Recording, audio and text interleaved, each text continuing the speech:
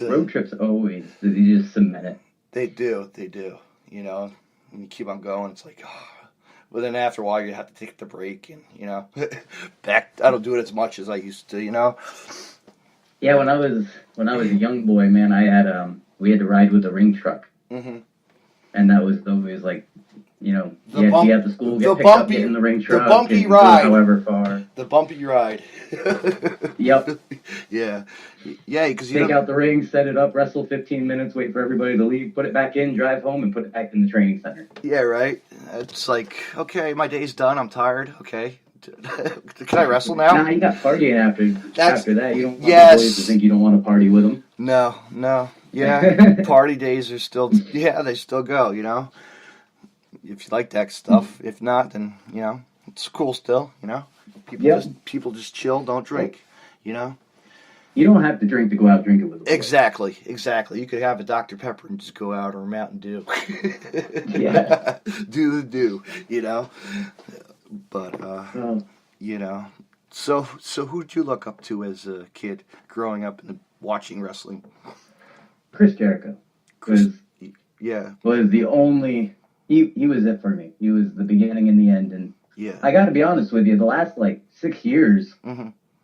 all the new wrestlers coming in have felt it's been nice because as a kid it was like, oh, you like Jericho? That's stupid. Yeah. And nobody got it because he was always a bad guy. I know. And now you're like, I like Chris Jericho.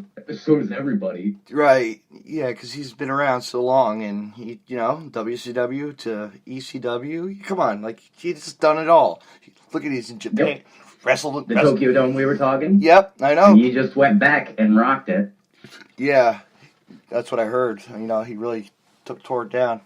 So he was someone I really liked. It usually goes to a lot of the smaller guys, of course Sean Waltman. Yes. Yeah. Because I'm a very tiny man myself. Mm-hmm. So when I reach for inspiration, I have to look for the other guys around my size to try to figure out how they made it work. Sean Waltman, it was X-Pac, right? Yep. Okay, and you know what? I actually saw him. And 6. No, I remember him. I remember going to my local school. Local Iron Mike Sharp ran a professional wrestling school by my house. He'd be there on the weekends as the Lightning Kid, for $5. Yeah. I'd go watch him. Pretty cool. That's awesome. I know. He was like that, and other people I really, really liked when I was a kid I really liked William Regal. Okay. Which is weird for kids, but I love submission holds. Yes, he was always that. He was always such a jerk with them. He always had that British Bulldog style, Davey Boy Smith, Yeah. The real submission style. Yeah. The hooking, as they call it. The hooking. All right. I'm gonna mark that All down. that chain wrestling, grabbing a hold, you're hooking it. Yep. Hooking it. Let's hashtag hooking it. Let's start. We'll start a new one tonight. All right, folks. Hashtag hooking it. Hashtag hooking it. Sweet. But no, yeah.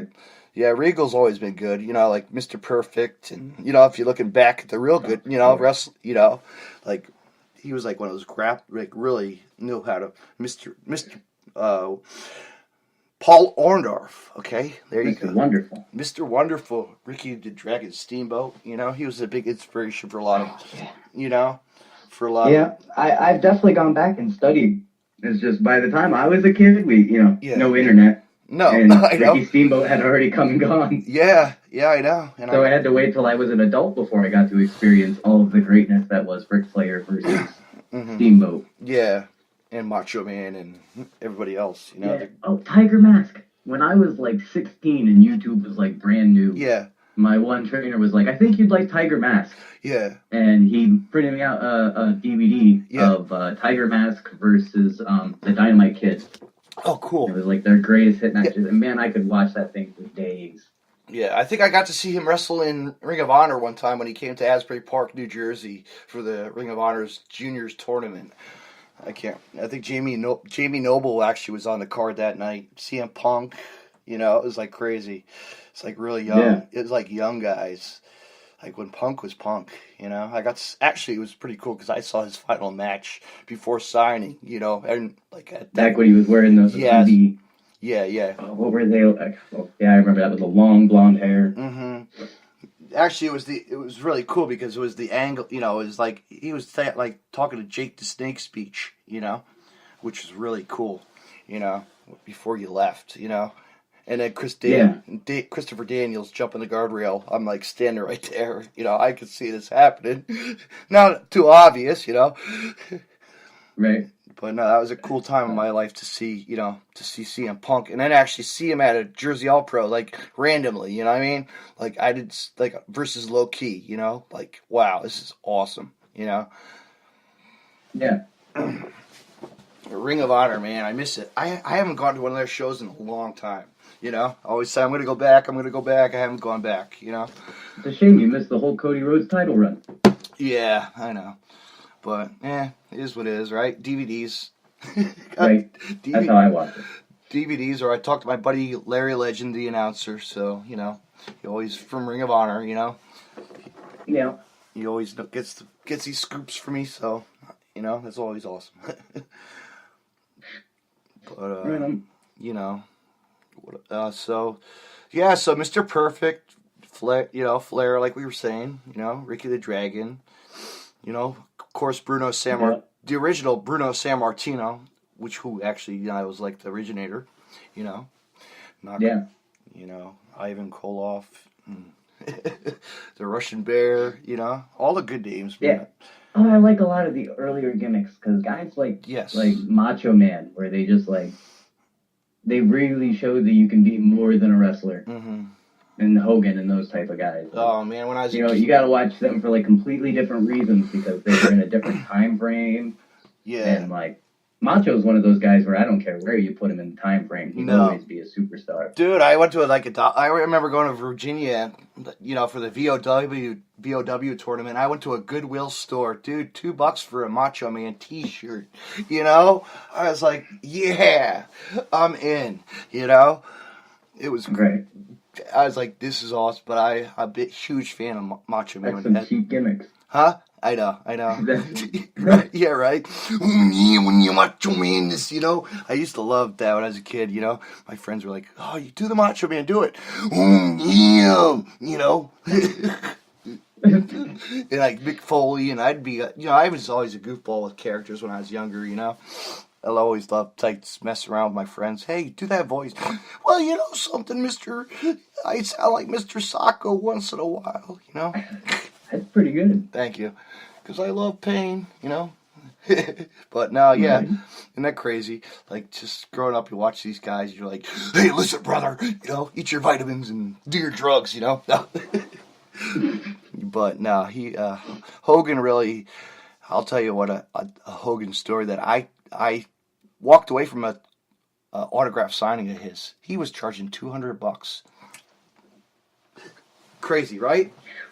That's a lot. It's a lot. And that was the time when he's going through his divorce and desperate for the money, you know? Crazy. Yeah. Yeah, that's too much. No, it really is. Come on, give me a $5 autograph. Come on, really? You know? Yeah, right? Yeah. Nowadays, I've always been sketched out by making people pay for my signature. Yeah. I don't like it. No. Just do what you got to do. You know, people don't care. Yep. That's not how I plan on making the money off of people from the signatures. Like I don't have Ric Flair's. Yeah, he's like what $300 every time you look on a venue. You know, or meet and greet with you. Meet and greet. And here's the one thing, hoping that I can get somebody to pay that, but I still hope I don't ever have to have them pay that. No, get a hookup. Yep, I know, get a connection. That's what it's, you know. And sometimes I get them, you know, for being a fan. It's pretty, I could know some people, you know. It's like, all right, push the button. Let me see if I can get in. I remember the one time my cousin actually, she lives in Connecticut, and she actually, her friend worked for the WWF at the time, you know, with all the freebies, and, you know, she worked in the marketing. And I never got tickets. I was so pissed off. But I got merchandise, you know. I got tickets once for a free show, and that was because my boss, he would provide the people on Monday night who get eaten alive by Braun Strowman. He's one of those. Yeah. He helped with that, and I got like nosebleed tickets to WrestleMania 21 for free. And I didn't care where you could have sat me in the bathroom in that building. I'd have been happy just to be there for free. Right? Yeah, exactly. Stand right there. You're right there. You know.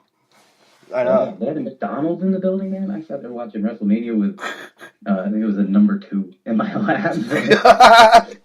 Yeah, hey, I got my McChicken sandwich with, here comes, what's his name? Right? That big dude. I can remember it, like, it's so weird because it was the night that John Cena won his first world title. It was 21.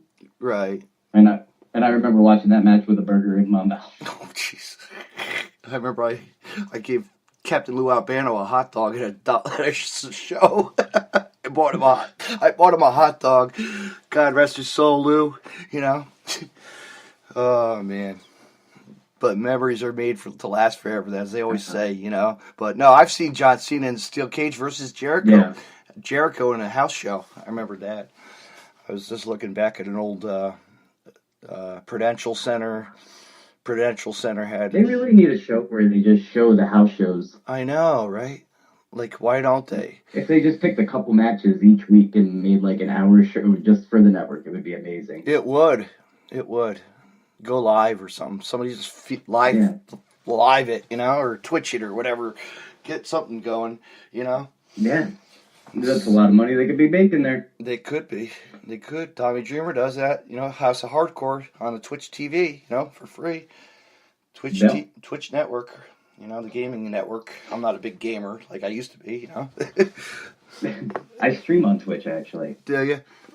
You know, Falcon Murphy is my name on that one. Oh, cool. I think I'm going to sign it up for Deathmatch Russell. I should do that. It'd be kind of fun to see if anybody responds, you know. Right. But yeah, no, actually a lot of actually, you know, yeah, what is it? I think Jarvis Cottonbelly's always on there. He's got one from Chikara. It's got to be, you know, our generation, we love video games anyway. I know. And if you're trying to expand your brand, make a little extra on the side to help keep wrestling nice, Twitch is the only logical place to go. Yeah, but he's good at it on there. He's funny with it, though, you know? It's great how he does it. Oh, yeah. Because he's like... Well, we can all do it, but we all can't do it well. No. No. But he wears the mask every time. Every single time. Good. I know. That takes some dedication. It really does. I've seen some young boys come in the locker room and take off their masks because they didn't think the fans were around. Right. The elder statesman will just rip into them. Yeah. What are you doing with that? Yeah, I know. It's like on or off, pick one. Pick one on. Put it on or not. All right? Give me a mask, then I'll wear it. You know? I have some cool masks. I actually got I actually have a mask from Ludark, Delucha. I got a mask from her. It's really cool. Signed by Ludark, the deathmatch chick, you know? Yeah. I used to wrestle in a mask like way back in the day. Yeah. I do it to wrestle the women. Mm-hmm. At Disguise. Yes. Oh, because it wasn't as popular back then. No. Yeah, no, mask. Now it's like a huge thing. And like I remember the first concussion I actually got in the ring came from Candice LeRae. Yeah. And like it was like kind of like still taboo for guys and girls to be wrestling again. Yeah. Man, I got in there with her and she just started pummeling the crap out of me. Right. It was awesome. It was, you know, yeah, you never think you could intergender matches are really, you know, they're still going. Like, it's a thing that still happens, you know? Yeah, now it's got, like, its own section of fans that just like to see that. I know. You can do more cool things. Yeah, but then you got the ladies wrestling, and it's like, all right, cool, you know? Do your things with the chicks, and they're doing their thing, you know? I don't see the difference at all between a woman wrestler and man wrestler. No, really can't. The only thing I care about is if you're good or not. Yeah, and if you want to take them home or not, then hey, you know.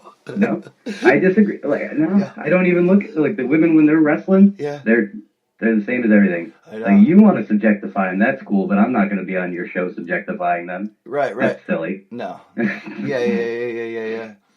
Yeah, I know what you mean. But no. A lot of them are hot, that's for sure. You know. Yeah, they're working out all the time. I know. But they're making names. They're making money and being in places, you know. Yeah. They're on TV, you know. Just recently, I just saw her name's Amazing Maria James. from IWA Mid South. She was just on